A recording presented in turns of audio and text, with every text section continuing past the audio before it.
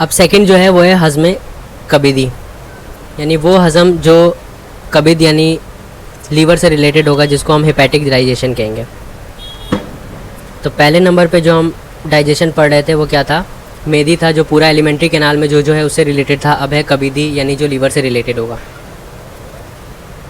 लहम कब्दी में रगें फैलती हैं और इनमें बाज़ उसूलुल बाब हैं और बाज़ उसूलुल अजौफ़। तो उसूल का मतलब क्या होता है, जब हम उसूल कहेंगे तो उसूल का मतलब होता है रूट, यानी किसी चीज़ का जो मेन होता है, जो किसी चीज़ का सेंटर होता है, यानी जो किसी चीज़ की जड़ होती है, उसको उसूल कहते हैं। तो उसूलुल बाब से हमारे मीनिंग क्या होंगे, इससे मीनिंग होंगे पोर्टा हेपेटिस की हम बात कर रहे होंगे। सिमिलरली अगर हम उसूलुल अजौफ़ कहेंगे तो यानी हम कैविटीज़ की बात कर रहे हैं। तो जौफ़ का मतलब कैविटी, उसूल अजौफ़ की बात करें तो ये दोनों किस्म की रगें बारीक रगों की सूरत में शाख दर शाख तस्कीम होती हैं, यानी ब्रांच वाइज डिवाइड होंगी, यानी बहुत सारी वेसल्स होने वाली हैं, होकर जिगर के जौहर में फैलती हैं और बाहम मुआसलत करती हैं। यानी यहाँ पर कंजक्शन, यानी जिसको क्या बोलेंगे हम, इसको बोलेंगे मिलाप, यानी यहाँ पर मिलन होगा इन सब का, ये सारी मिलेंगी। चुनांचा जिगर जो मवाद मैदा और अमा से अपनी तक़ीर की जानिब जज्ब करता है, यानी उसकी जो गहराई होती है, तक़ीर मतलब जो गहराई होती है इसकी जो डेप्थ होती है उसकी जानिब जज्ब करता है, यानी अब्ज़ॉर्ब करता है। उनको पकाकर अखलात अरबा, यानी जो 4 अखलात हमारे हैं उनमें बनाकर तहदीब की तरफ से अजौफ़ के ज़रिए सारे बदन की तरफ रवाना कर देता है, यानी जो हमारा बदन है वहाँ तक भेज देता है। तो मेनली ये सर्कुलेशन की बात कर रहे हैं कि अखलात क्या करेगा, जो भी चीज़ आई है अभी तक जो डाइजेशन तक पहुँची थी उसको लेगा और उससे क्या बनेगा, अखलात अरबा, यानी जो 4 अखलात हैं, 4 ह्यूमर जो हैं उनका फॉर्मेशन करेगा और इनके फॉर्मेशन के बाद ये क्या करने वाला है, इसको बदन तक रवाना कर देगा। तो हमें पता है जो हमारा ब्लड है अखलात बनने के बाद ये सर्कुलेशन में चला जाता है। जिगर में अज़ाए ग़िज़ाइया किस तरह मुतग़य्यर होते हैं और उनसे क्या क्या बनता है, ये अब तक गैर वाज़ेह है। हम जिगर के अहम अफ़ाल हस्ब ज़ेल हैं, यानी जब हम लीवर की बात करेंगे और इनके फंक्शंस की बात करेंगे तो इनके फंक्शंस ये होते हैं। पहला है तौलीद अखलात। तो तौलीद का मतलब होता है बनावट, अखलात यानी ब्लड, मेनली ब्लड की बात कर रहे हैं, यानी चारों अखलात की बात कर रहे हैं जिससे पूरा खून बनेगा। तो यहाँ पर अखलात की फॉर्मेशन होगी। दूसरा तौलीद सफ़रा की फॉर्मेशन, तौलीद मवाद बौलिया, यानी बॉल का मतलब क्या होता है, यूरिन होता है। तो हमें पता है यूरिन में भी बहुत सारा वेस्ट प्रोडक्ट और दूसरी चीज़ें निकलती हैं यूरिन के साथ में, इसी वजह से हम बिल्कुल शफाफ पानी पीते हैं, लेकिन वो बाद में जाकर चेंज हो जाता है और इसके हिसाब से कि किस तरह का वेस्ट हो रहा है। अगर ज़्यादा वेस्ट होता है तो यूरिन का कलर और ज़्यादा डार्क हो जाता है। तो वैसे हम कह रहे हैं जो बॉल का जो मवाद है वो भी यहाँ से कहीं ना कहीं क्रिएट होगा। और इस्लाह मवाद फासिदा, जो फासिद मवाद है जो हमारे लिए हार्मफुल है उसको सही करना, यानी इन सिंपल लैंग्वेज हम कहेंगे डिटॉक्सिफाई करने का भी काम होगा।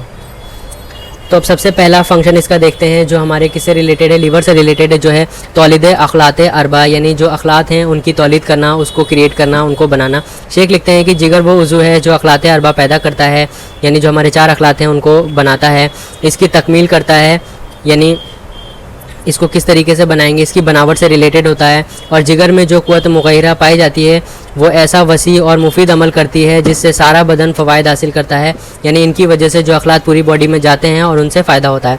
अब है तौलीद सफ़रा, सेकंड फंक्शन हम देख रहे हैं तौलीद सफ़रा, यानी जो बाइल है उसका प्रोडक्शन।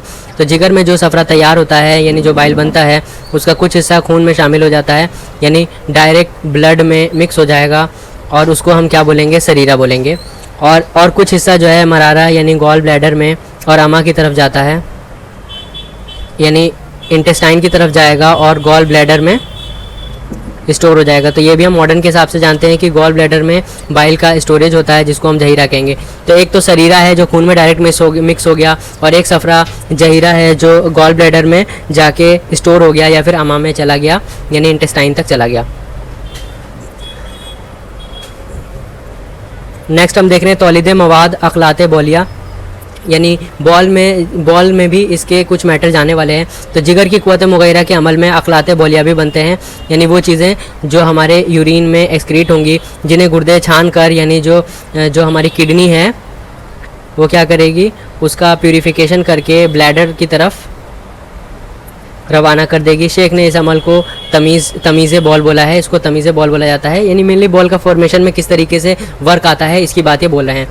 इस्लाह मवाद फ़ासिदा, फ़ासिद मवाद को इस्लाह करना। जिगर की क़ुव्वत हाज़मा के नतीजे में जिस तरह बाज़ अज़्ज़ा का रंग बदल जाता है, बाज़ अज़्ज़ा का मज़ा बदल जाता है, उसी तरह जिगर रद्दी मवाद की इस्लाह करती है, यानी रद्दी मवाद को सही करने में और उसको बेटर करने में काम करती है। मेनली हम डिटॉक्सिफिकेशन की बात कर रहे हैं, यानी जो लीवर होगा वो एक काम तो मेटाबॉलिज्म भी करेगा और साथ साथ में हम ये भी देखेंगे कि जो मैटर होगा, जो ख़राब मैटर होगा, यानी सम्मी मैटर जो होगा, यानी मेनली पॉइजनस चीज़ होगी, उसको डिटॉक्सीफाई भी करने वाला है। तो हमने फर्स्ट और सेकंड देख लिया, यानी हेपेटिक डाइजेशन तक आ गए। अब थर्ड और फोर्थ एक साथ में देख रहे हैं, जो है हज़्म उरूकी। उरूक का मतलब होता है वेसल्स, यानी वो डाइजेशन जो वेसल्स में होगा, और उज़ू यानी ऑर्गन, और वो डाइजेशन जो ऑर्गन्स में होने वाला है। तो ये बहुत ज़्यादा इजी है, एक ही बार में हम इसे ख़त्म करेंगे। जैसा उरूक के अंदर खून में जो तग़य्युरात होते हैं, यानी जो वेसल्स के अंदर, उरूक का मतलब क्या होते हैं वेसल्स, तो वो तग़य्युरात, वो चेंजेस जो कहाँ हो रहे हैं, वेसल्स में हो रहे हैं, उनको हज़्म उरूकी कहते हैं। तो अब वेसल्स के थ्रू क्या है, ये जाने वाला है हमारे वेसल्स के थ्रू, जो भी मैटर अभी तक बन के तैयार हुआ है, डाइजेस्ट हुआ है, वो वेसल्स के थ्रू कहाँ जाएगा, ऑर्गन्स तक जाएगा, और वहाँ पे जो चेंजेस हो रहे हैं बीच में, उसी को हम हज़्म उरूकी कह रहे हैं। उसके बाद से और जो तग़य्युरात खून में आज़ा की साख्त के अंदर होते हैं, यानी आज़ा की साख्त यानी जो हमारे ऑर्गन का स्ट्रक्चर है, यानी स्ट्रक्चर ऑफ ऑर्गन है, उसके अंदर जो तग़य्युरात यानी जो चेंजेस हो रहे हैं, उसको हम क्या बोलते हैं, हज़्म उज़वी कहते हैं, जो ऑर्गन में हो रहा है। इसको हम ऑर्गेनिक डाइजेशन के नाम से जानते हैं। तो यहाँ पर डिफरेंट तरह के डाइजेशन हो गए ख़त्म। अब हम नेक्स्ट देखेंगे क़ुव्वत दाफ़िया को। अब कुआ चैप्टर में हम लास्ट टॉपिक यानी क़ुव्वत दाफ़िया को स्टार्ट कर रहे हैं, और इसको हम यहाँ पर इस टॉपिक के बाद से ये चैप्टर एंड हो जाएगा, ये लास्ट टॉपिक होगा।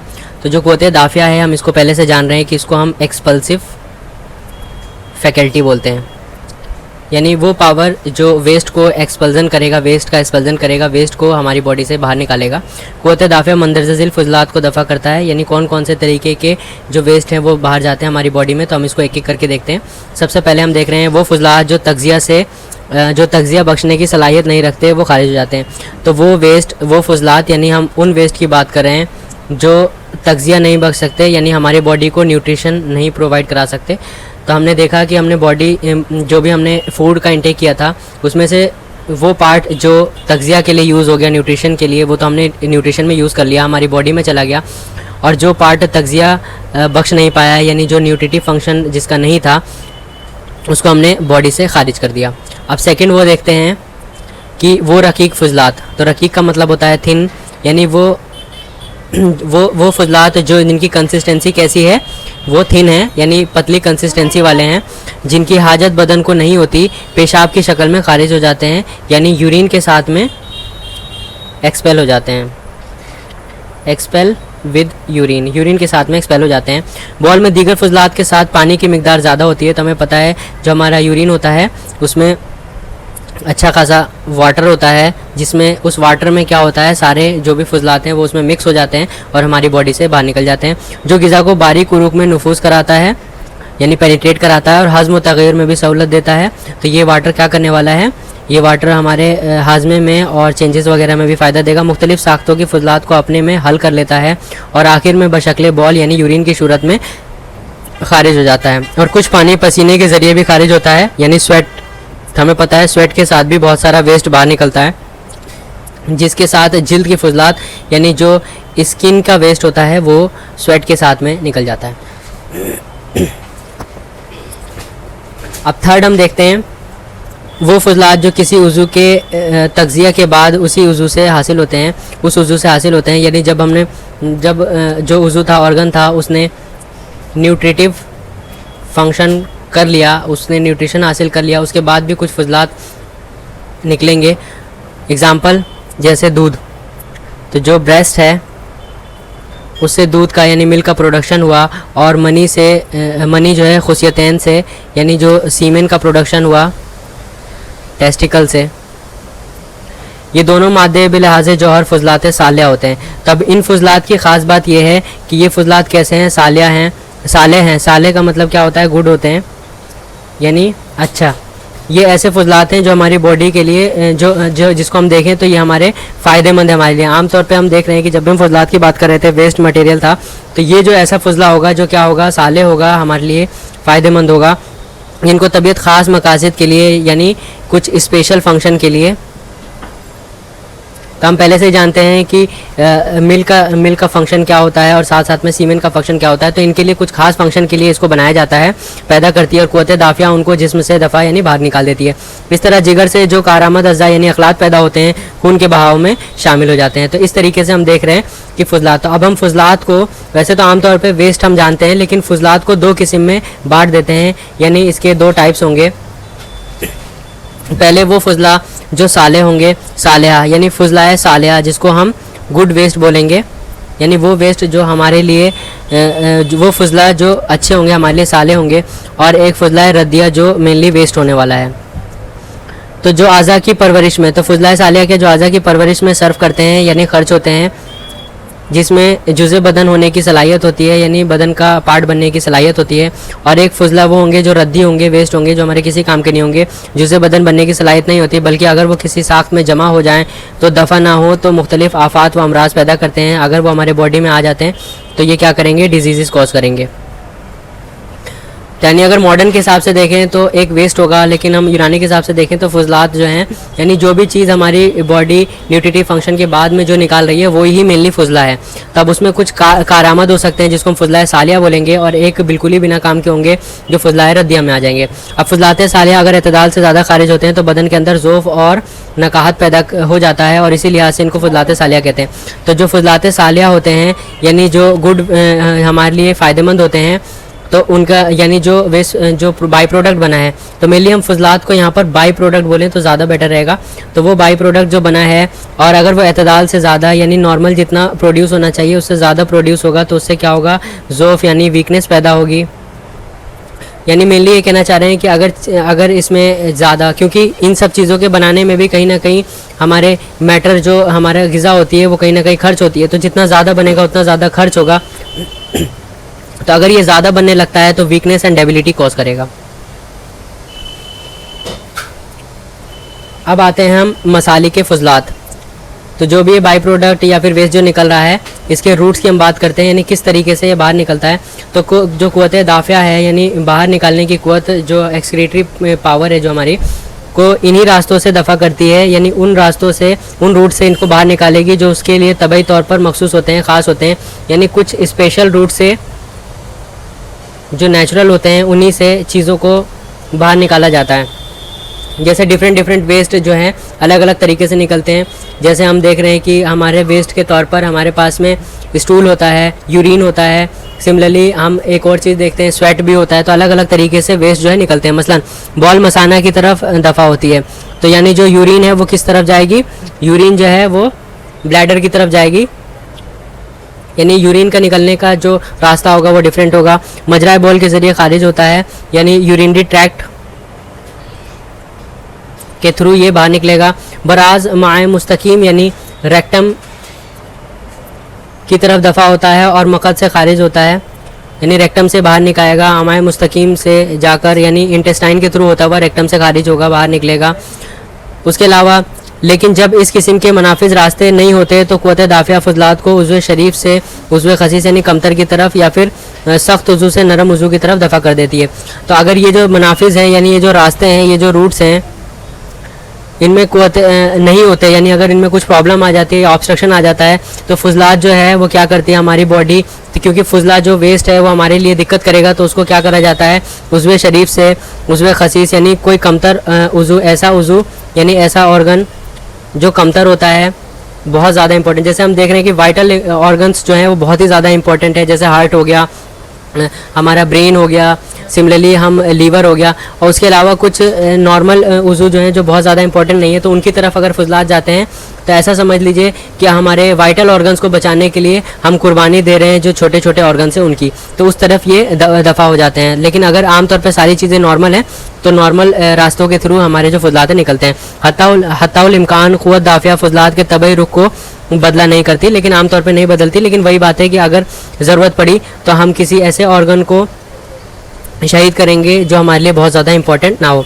मसलन आंतों के मवाद का रुख नीचे की तरफ होता है, लेकिन बाज़ हालात और बाज़ मौक़े में क्या होता है, जब तबीयत मुदब्बिर बदन को तबई अफ़ाल से मुनहरिफ कर देते हैं तो ये रास्ते भी तब्दील हो जाते हैं। तो यानी नॉर्मल जो हम देख रहे हैं कि किस तरीके से हमारा एलिमेंट्री कैनाल के थ्रू कहाँ से निकलना है, तो हम देख रहे हैं कि आंतों का जो मवाद आंतों के मवाद का रुख नीचे की तरफ होता है, यानी नीचे की तरफ से निकलना चाहिए। लेकिन कभी कभी ये रास्ते चेंज भी हो जाते हैं अगर डिजीज़ कंडीशन है तो, जैसा मैदा और अमा के मवाद क्या के ज़रिए खारिज होने लगते हैं। तो अगर इनडाइजेशन की सूरत होती है, कुछ प्रॉब्लम आ गई हमारे डाइजेशन में, तो क्या होगा, ये वॉमिटिंग के थ्रू बाहर निकलना इसको चाहिए था कि हमारे ये प्रॉपर रूट इख्तियार करता और स्टमक से स्मॉल इंटेस्टाइन, लार्ज इंटेस्टाइन, फिर रेक्टम में जाता, फिर बाहर निकलता। लेकिन क्योंकि इसमें प्रॉब्लम आ गई है, इनडाइजेशन की सूरत हो गई है या फिर कोई और प्रॉब्लम है, तो उसकी वजह से क्या है, वॉमिटिंग की सूरत में बाहर निकल रहा है। ग़िज़ा जो फासिद होते हैं आमा में उतरने के बजाय मैदा से खारिज हो जाते हैं। तो बाज़ औक़ात मवाद का बहाव एक रुख पर ज़्यादा हो जाता है तो दूसरी तरफ घट जाता है। तब जैसे 2-3 जगह से निकल रहा था, लेकिन एक जगह से अगर मवाद ज़्यादा निकलने लगा तो दूसरी तरफ कम हो जाएगा। ये क्या है, ये हम जानते हैं कि मॉडर्न में हम इसको क्या कहते हैं, कंपनसेशन कहेंगे। ये एक कंपनसेटरी मैकेनिज़्म होगा जिस मैकेनिज़्म के थ्रू एक जगह से चीज़ अगर ज़्यादा निकल रही है तो दूसरी जगह से रोक ली जाएगी, ताकि हमारे बॉडी से ज़्यादा जो यूज़फुल थिंग है वो ज़्यादा ना निकल जाए।